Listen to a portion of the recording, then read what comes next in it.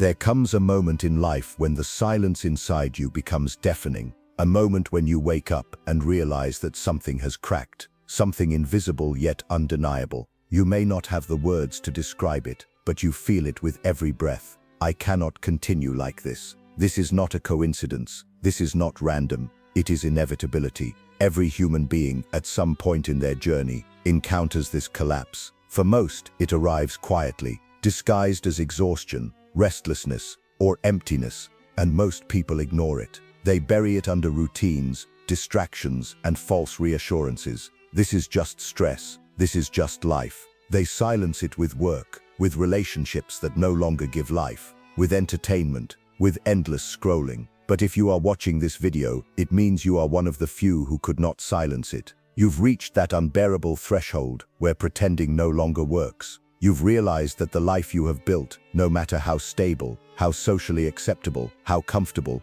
doesn't feel like yours. It feels like a costume you've been forced to wear. Carl Gustav Jung had a name for this awakening. He called it the call to individuation, the moment when the soul refuses to continue living under masks. Masks built to survive, masks built to be accepted, masks that once protected you but now suffocate you. And here is the truth. This breaking point is not your destruction, it is your invitation. The old identity, the version of you that was crafted to fit in, is crumbling. And the reason it hurts so deeply is because your psyche, your very soul, is demanding to be born again. This video insists, you are not here by chance. You found these words because your unconscious is already searching for them. Your conscious mind may be confused, overwhelmed, or desperate, but another part of you knows it is time. This is where the journey begins, a confrontation with the truth that the life you've been living is not truly your own, that the normality you've been taught to accept is nothing more than a sophisticated trap, and that the crack inside you, the one you fear, is not a sign of weakness. It is the doorway to your transformation. Before we continue, if this message resonates with you, take a moment to subscribe to the channel. By doing so, you're not only supporting the growth of this community, but also helping us create even deeper, more meaningful content for you. Every subscription makes a real difference and allows us to keep producing videos that reach you exactly when you need them most.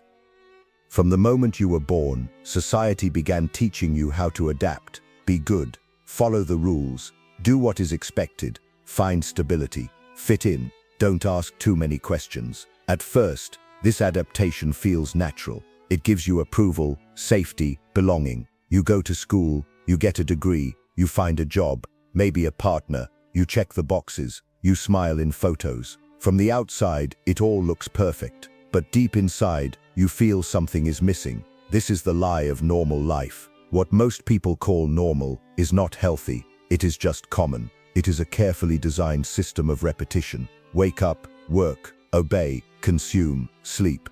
Day after day, year after year. A life on autopilot, shaped by other people's expectations, not your own truth. Carl Jung warned us that the true catastrophe of modern existence is not chaos. It is massification. The slow transformation of human beings into replaceable cogs, statistics-obedient citizens, not individuals, but numbers, not souls, but functions. And yet here is the most dangerous part. The system rewards you for this obedience. It gives you small doses of pleasure, Netflix, social media likes, fast food delivery, temporary escapes. It hands you comfort in exchange for freedom, and you accept it because it feels safe. But the cost is enormous. You sacrifice your authenticity. You silence your inner voice. You forget who you really are. The fatigue, the emptiness, the boredom you feel, it's not a flaw, it's a signal. It's your soul's silent scream. This is not you.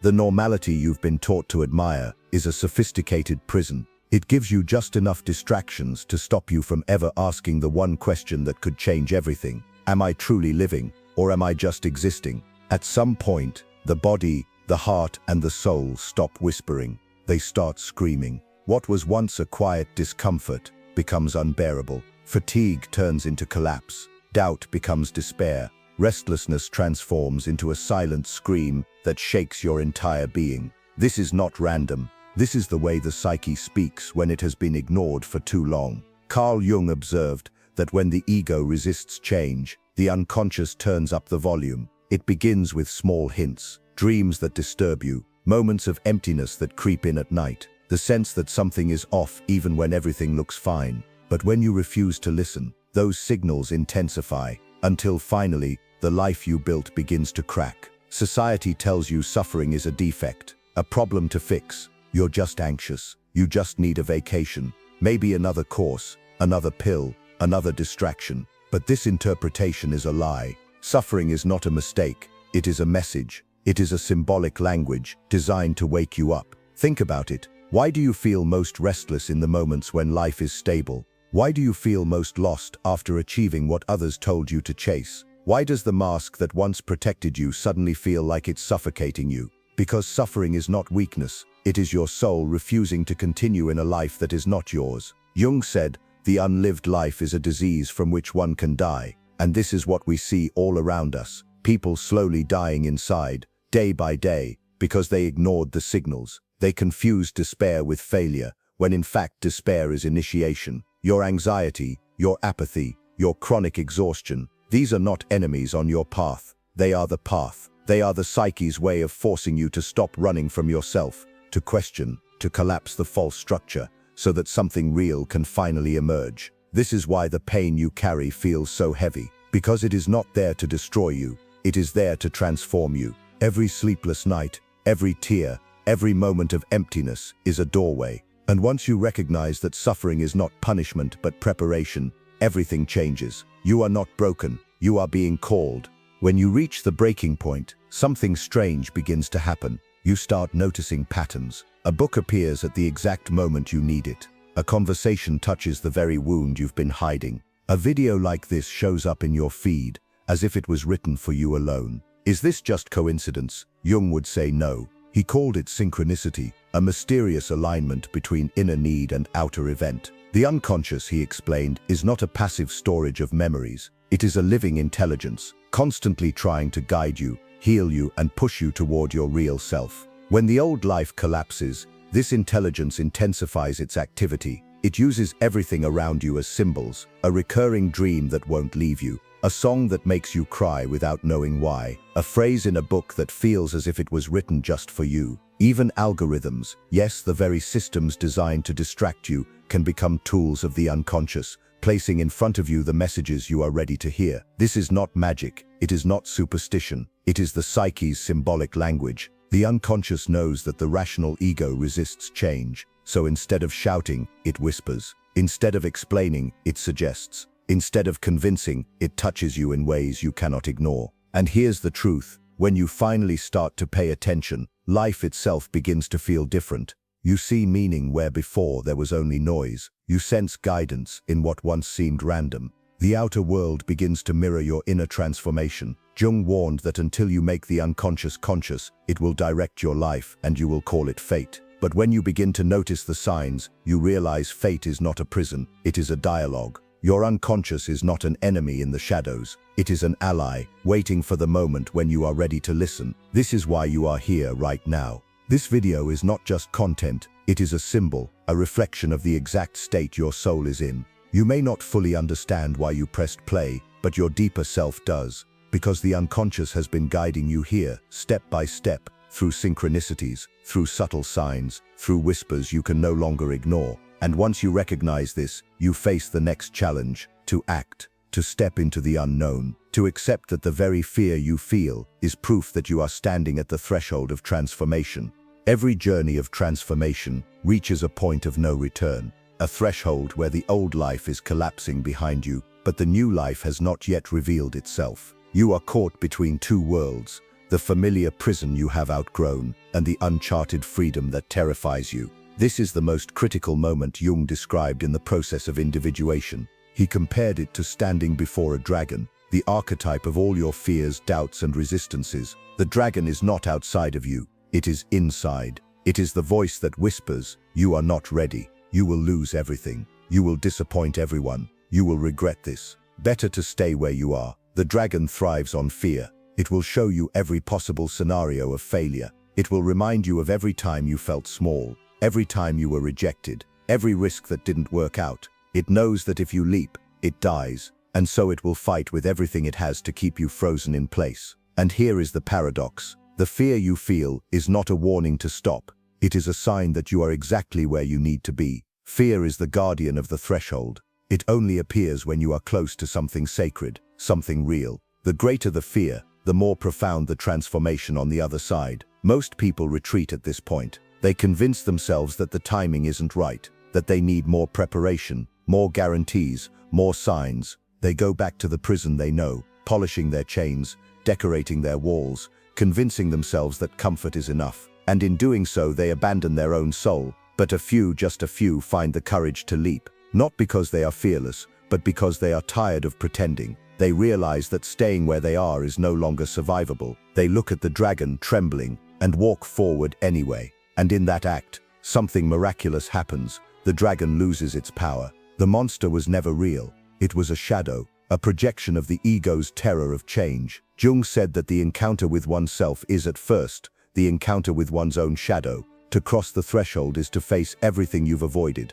Your grief, your rage, your loneliness, your hidden desires, your failures. All the emotions you buried to appear fine in the eyes of the world. This confrontation is painful. It strips away illusions. It feels like death. But what is dying is not you. It is the mask, the persona, the carefully constructed identity that has imprisoned you for years. And what is born in its place is authenticity, presence, real life, not survival, not conformity, not appearance, but meaning. You do not need to be 100% ready to take this leap. No one ever is. Readiness is not the absence of fear. It is the decision to stop postponing your own life. To say, I do not know what comes next, but I cannot stay here any longer. That is the leap. It will not be clean. You may stumble, you may cry, you may doubt yourself every step of the way. But once you cross that threshold, even in pain, you will discover what millions never do. On the other side of fear, there is life, real life. And the only question that remains is,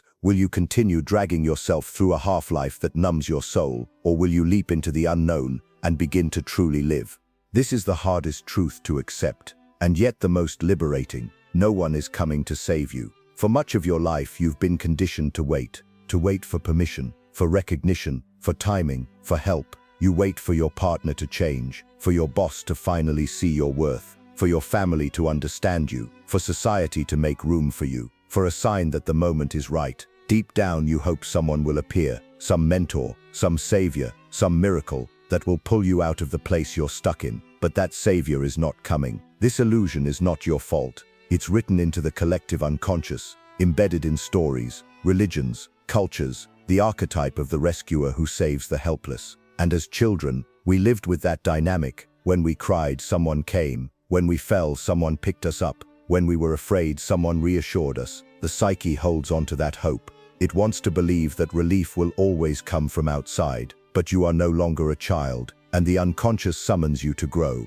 Carl Jung was clear. Individuation, the process of becoming your true self, cannot be lived by proxy. No one can walk it for you. No therapist, no teacher, no guru, no video. Others may point the way, but every step, every choice, every fall, every rebirth must be yours. That is why this journey feels so lonely, because it must be. Taking radical responsibility doesn't mean blaming yourself for everything that has happened. It doesn't mean denying the wounds, the injustices, the pain that others have caused you. But it does mean this: even if others caused your suffering, only you can choose whether to remain there. Only you can decide whether to keep dragging the chains of the past, or to break them. And this is precisely why the system you live in thrives. It wants you passive. It wants you obedient. It wants you to keep outsourcing your freedom, waiting for external solutions, consuming distractions, numbing your pain. The more you wait, the more the system profits. The longer you delay, the deeper your prison.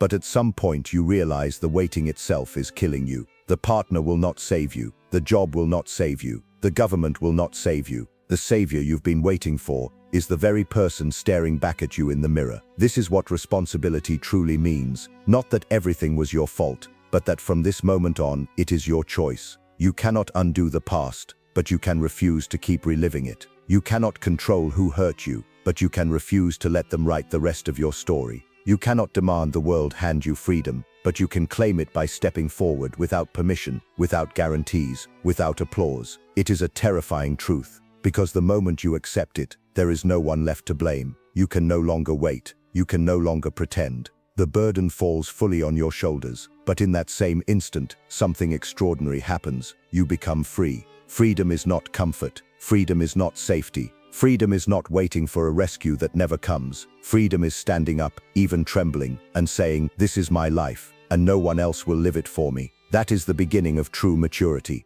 That is the turning point of individuation. When you stop outsourcing your power, when you stop expecting someone else to change your life, and you take that responsibility into your own hands, even if the hands are shaking, and once you do, the world itself begins to shift, because the system cannot control an individual who refuses to wait. This is the moment. No one is coming, but you are here, and that is enough.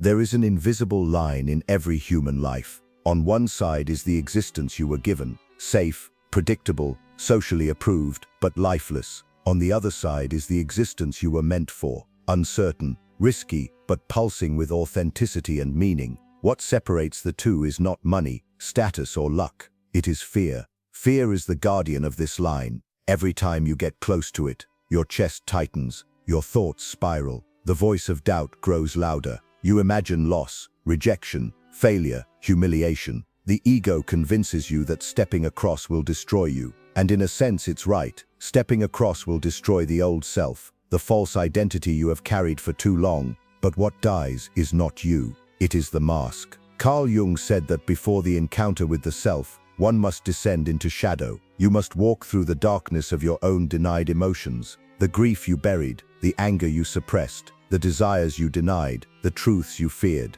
It is a painful passage. You will mourn the life you pretended to love. You will feel the loneliness of walking away from the expectations of others. You will be tempted to run back to comfort, to numbness, to conformity. But if you resist that temptation and step forward, something extraordinary happens. The fear that once paralyzed you becomes fuel. The emptiness that haunted you turns into spaciousness. The chaos that terrified you reveals itself as possibility. On the other side of fear, there is not death, there is birth. This is what it means to live authentically, to no longer measure your worth by approval, productivity, or perfection, to no longer hide behind the smiling mask that kept you safe but suffocated you, to wake up and feel the weight of your own presence, raw and unpolished but real. Authenticity is not glamorous. It is not about becoming untouchable or enlightened. It is about becoming whole, integrating the parts of yourself you rejected, speaking words you truly mean, choosing relationships that nourish you instead of drain you, walking paths that excite your soul, even if others don't understand. And here lies the paradox. When you finally stop trying to be who the world wanted you to be, you become who the world actually needs you to be. Not a cog, not a copy, not a shadow, but an individual. And individuals are powerful, because a single authentic person can shift the atmosphere of an entire room. A single awakened soul can light the path for countless others who are still trapped in fear. The life beyond fear is not perfect. You will still stumble, you will still feel doubt, but it will be your life. Every joy will be real, every wound meaningful, every moment alive with presence. You will no longer be surviving, you will be living. And this is what the unconscious has been guiding you toward all along. This is why the signs appeared. This is why the collapse came. This is why you are here, to step across the line, to stop existing in half-light and step into the full blaze of your own authenticity. The question now is not whether you are ready, because you will never feel ready. The question is, will you continue dying slowly in fear, or will you step into the life that has been waiting for you all along? On the other side of fear, there is not safety, there is not certainty, there is something far greater, freedom. There always comes a moment when words are no longer enough. When all the theories, the insights, the signals, and the whispers of the unconscious converge into a single, unavoidable demand, a choice must be made. This is that moment. You have walked through the cracks of your old identity. You have stared at the dragon of fear. You have realized that no savior is coming, and that waiting is only another name for dying. You have felt the weight of your suffering transform into a call. You have glimpsed the possibility of a life beyond conformity, beyond masks, beyond numbness, and now you stand here on the edge of the threshold. This is where everything narrows down, not to 1,000 theories, not to endless searching, not to waiting for another sign, but to this: will you cross, or will you stay? It is easier than you think to stay, to retreat, to go back to what is familiar. Millions do. They go back to their jobs that numb their souls. They return to relationships that drain them. They fall asleep in routines that slowly anesthetize their spirit. They convince themselves that stability is safety, that comfort is life. But deep down they know the truth. They are not living, they are merely existing. They have traded freedom for predictability, and the cost is their very soul. But you are here because that cost has become unbearable, because the crack inside you refuses to close, because your unconscious has been sending you signs, symbols, synchronicities that will not leave you alone, because you cannot unknow what you now know, that the life you've been living is not truly yours, and so you stand at the threshold, and in this moment, your fear is not your enemy, your trembling is not weakness. They are proof that you are alive, proof that you are awake, proof that you are standing exactly where you need to be. This choice will not come with guarantees. There will be no manual, no applause, no clear instructions. Crossing into authenticity means letting go of certainty. It means saying yes to a life where the path is written as you walk it. It means trusting a part of yourself you have silenced for too long, the part that has been whispering there is more. Carl Jung warned us that the unlived life is a disease from which one can die, and this is your medicine, to live the life that is yours no matter how frightening it feels, to accept that the mask must fall, that the false identity must crumble, that the old comforts must be released, to walk forward not because you are fearless, but because you are tired of lying to yourself. And here is the deepest truth. This is not just about you. When you cross, you carry light. Your authenticity becomes a mirror for others still trapped in shadow. Your courage becomes a signal for those who believe they are alone. By daring to live, you make it possible for others to do the same. But it all begins here, with this choice. So I ask you now, not as a narrator, not as a voice on a screen, but as the reflection of your own unconscious, will you choose to cross? Not tomorrow, not someday, now. Do not underestimate the power of naming. When you declare something, you summon it into being. Writing the words "I choose to cross" is not just a comment, it is a seal, a symbolic act, the first conscious step into your new life. It is your soul's way of saying, I am ready, I will no longer pretend, I will no longer wait, I will cross. Write it, seal it, claim it, because this is the moment, this is the turning point, and you already know the truth. No one is coming to save you. The savior you've been waiting for is the one inside you. The leap will always feel terrifying. But fear is not a stop sign, it is a threshold. On the other side lies the life you came here to live. So leave your mark, say the words, step across, I choose to cross. And when you do, everything changes. You've walked with me through the cracks of identity, through the whispers of suffering, through the signs of synchronicity, through the dragon of fear, through the unbearable silence of waiting for someone else to fix your life. And here you are, standing on the edge. This is not a video, this is a mirror. A reminder of what your soul already knows, that the life you've been living is not the end of your story, that there is more, that beyond the routines, the expectations, the masks, there is a self waiting to be born, and yet nothing will happen unless you decide. That is the unbearable freedom of being human. There is no guarantee, no permission slip, no map, only a choice, to continue as you are, repeating the same loops, silencing the same screams, carrying the same emptiness, or to cross, to walk into the unknown, trembling but awake, uncertain but alive. Carl Jung said, until you make the unconscious conscious, it will direct your life, and you will call it fate. But now fate is no longer hidden. You've seen the signs, you've heard the call. The unconscious has led you here for a reason. And so the question is, no longer, is this real? The question is, will you act? Because the dragon of fear will not disappear. The excuses will always remain. The world will keep telling you to wait, but waiting is another word for dying in slow motion. And you are not here to die, you are here to live. So let this be the moment you stop postponing your own soul. Let this be the moment you declare, with trembling hands and steady heart, I choose to cross. Write it, name it, claim it, not for me, not for this channel, for you. Because once declared, it cannot be taken back. Naming is invocation. Writing is sealing. This is how transformation begins, not with perfection, not with clarity, but with one irrevocable choice. And if these words reached you, if you felt even for a moment that they were meant for you, it is because they were. That's why you found this video. That's why you stayed until the end. So before you go, do two simple things that could change everything. Subscribe to this channel. Every time you do, you strengthen this space, allowing me to create deeper, more powerful videos that will find you exactly when you need them. Your subscription isn't just support, it's a declaration that you refuse to go back to sleep. Leave your mark in the comments. Write, "I choose to cross. Not tomorrow, not someday. Now." This is your seal, your conscious decision, your first symbolic step into the life that belongs to you. Because this is not entertainment, this is initiation. And once you cross, even with doubt, even with fear, you will never be the same. The life beyond fear is waiting. The question is, will you step into it?